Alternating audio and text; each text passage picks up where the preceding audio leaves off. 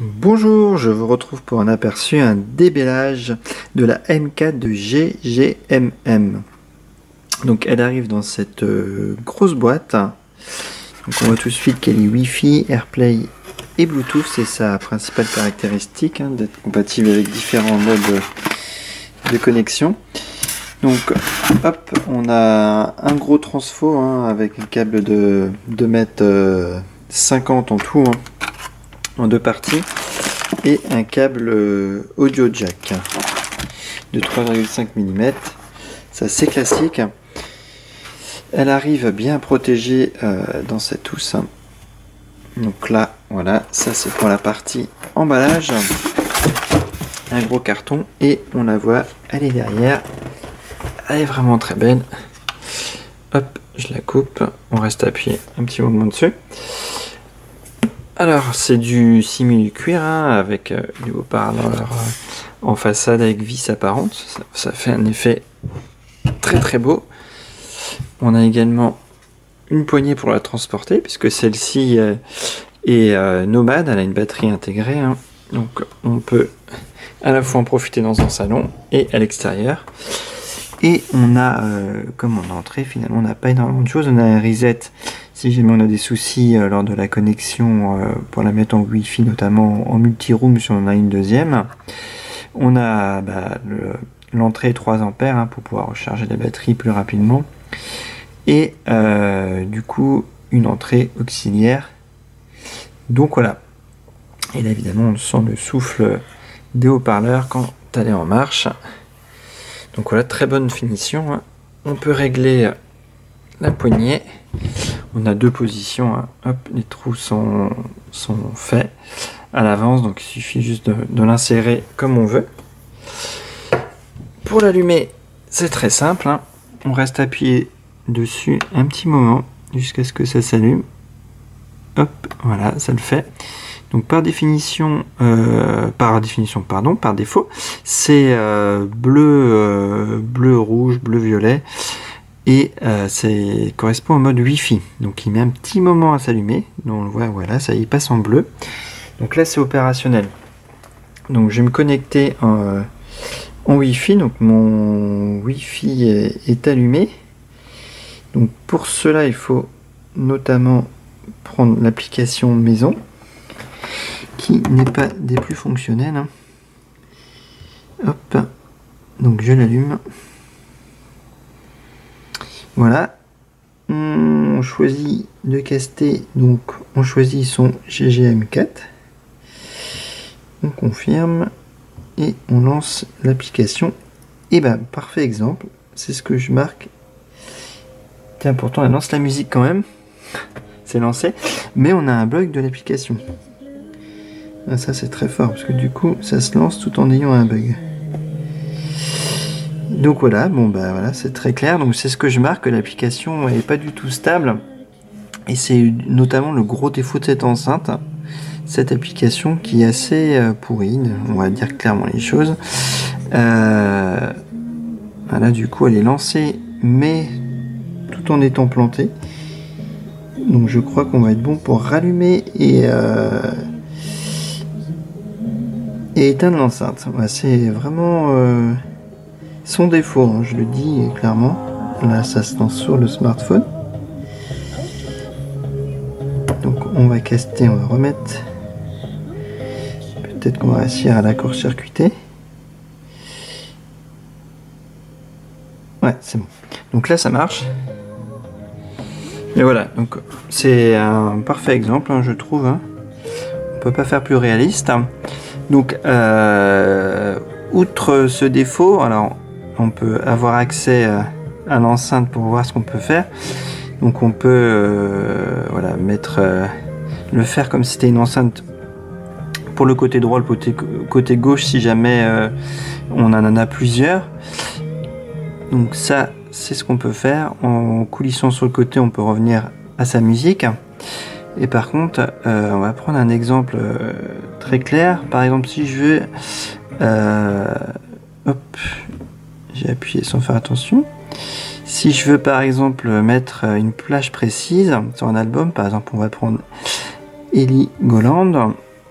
de Massive Attack, et ben là il va nous les classer par, comme on peut le voir, par ordre alphabétique. Il va pas du tout respecter l'ordre des chansons. Par exemple, Splitting Atom, elle est en dernier. Splitting the Atom, là on le voit, hein, ça défile en dernier. Alors que si on ouvre l'application qui est fournie avec Android, hein, l'application de base, on fait la même manip, on va dans les albums et on va chercher. Il va garder l'ordre des chansons. On voit que Splitting the Atom, elle est en numéro 3 et pas du tout en dernier. D'ailleurs, là, c'est normal, je lance l'application qui n'est pas dédiée, donc là c'est normal que ça se lance sur le smartphone. Mais voilà, on voit que du coup pour moi c'est pas du tout ergonomique, c'est pas du tout fonctionnel et c'est pas agréable à utiliser. Donc ça c'est pour le mode Wi-Fi. On appuie une fois, on passe en lumière blanche, on passe en mode du coup Bluetooth. Donc là il devrait, voilà, il a déjà trouvé puisque elle était déjà pré-renseignée sur mon smartphone. Donc là il est connecté. J'en profite, ça me fait penser que si on appuie sur On, voilà, on voit les deux clignotants. Donc ça c'est pour vérifier à tout moment l'état de la batterie. Alors c'est indiqué sur le manuel. Hop, je pose le smartphone et on a le détail de la batterie qui, comme ça, on appuie dessus, ça nous donne un aperçu de la batterie. Hein. Ça peut toujours dépanner. Donc hop, avec le manuel qui est bien fait en français, c'est très clair. Donc on voit clignoter 2 fois, c'est 25-50%, si c'est 3, 50-75, 4, 75 à 100. Et ça clignote 8 fois, c'est qu'on est vraiment en dessous des 25%, donc il faudra la mettre à charger. Donc ça c'est assez bien fait, hein, le menu en français avec le mode d'emploi, c'est ok. Donc voilà, donc ça c'est un petit plus. Hein. Et puis du coup on est connecté en Bluetooth, donc on va voir ce que ça donne en Bluetooth. Donc là je vais reprendre mon application classique avec tiens, la chanson dont on parlait tout à l'heure, Splitting Atom.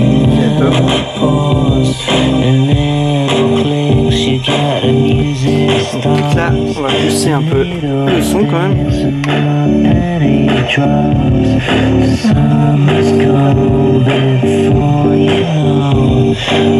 Avec la touche basse.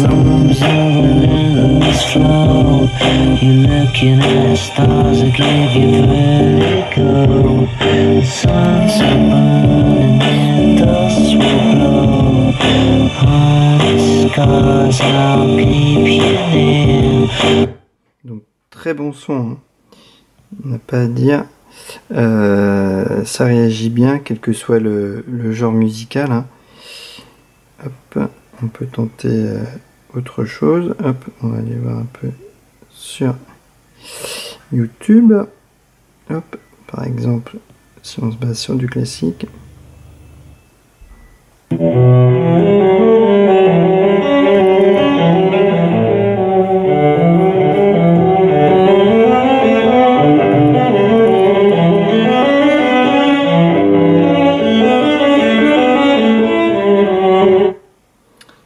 Voilà, ça réagit bien.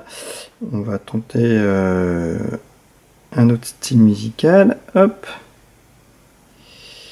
On va partir sur quelque chose d'un peu plus avec un peu plus de basse, qui sollicite un peu plus les basses.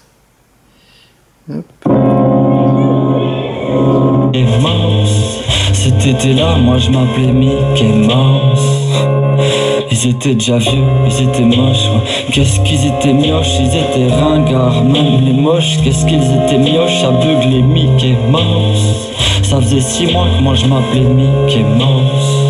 Ce putain de costume puait la transe des précédents, le rance des précédents. On vient sur du français. Alexandrie, Alexandra, sans résultat. En ce triste mois de janvier, je me suis lâché pour de bon. J'ai mis du plomb dans mon tabac, sans tabac, de l'anthrax dans mon déca. Donc voilà ce qu'on pouvait dire en quelques mots sur cette enceinte, hein. On voit un très bon son. Ce qui est agréable, c'est que on peut en profiter en extérieur avec un excellent son, hein, même si on est presque à 3 kg, donc c'est pas l'enceinte qu'on va déplacer le plus aisément possible. Mais finalement, comme on a la anse, petite anse, on peut la prendre assez tranquillement quand même, et elle apparaît beaucoup plus légère que s'il n'y avait pas justement cette poignée.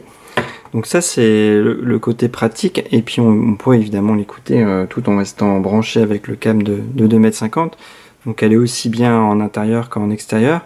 Et puis le son est quand même très très bon, et il s'adapte aussi en fonction de la source. Là par exemple j'avais utilisé mon smartphone, j'ai moins de puissance que si j'utilise sur mon PC relié en auxiliaire. Donc le seul vrai défaut pour moi, c'est l'application. On l'a vu, hein, d'ailleurs c'était très flagrant, elle a tout de suite planté dès le démarrage. C'est vraiment le gros point amélioré pour GMM, c'est cette application qui est vraiment instable et qui n'est pas ergonomique. En plus on le voit, ça classe pas les pistes par ordre, mais par ordre alphabétique. Donc c'est un peu laborieux pour s'y retrouver.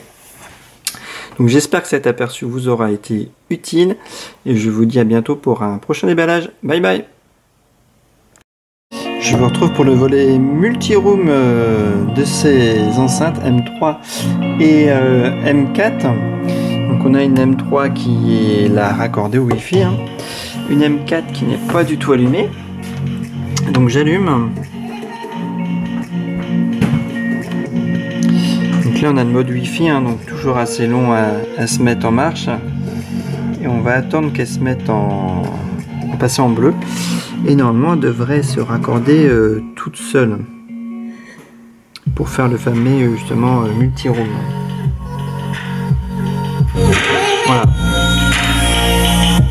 Donc là j'ai mon enceinte à gauche qui fonctionne, hein, et également à droite.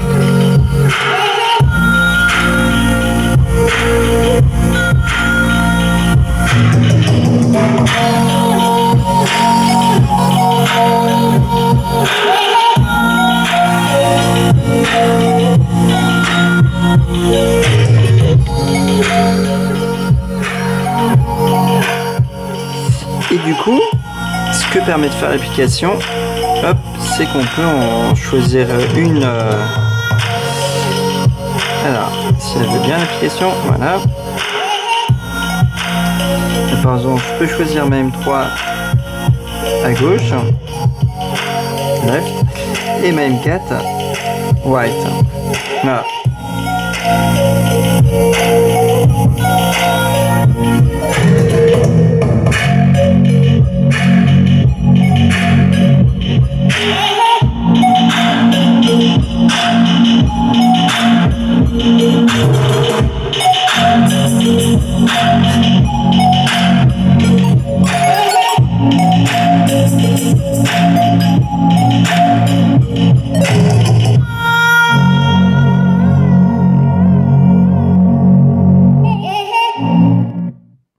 Alors du coup on contrôle, on le voit le son encore ici, hein, ou sur les enceintes.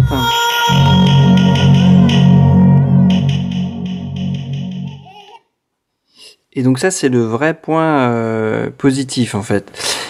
Et hop, la synchronisation se fait assez facilement. En fait il suffit de faire Add Device et de suivre vraiment le mode d'emploi qui est indiqué sur le smartphone.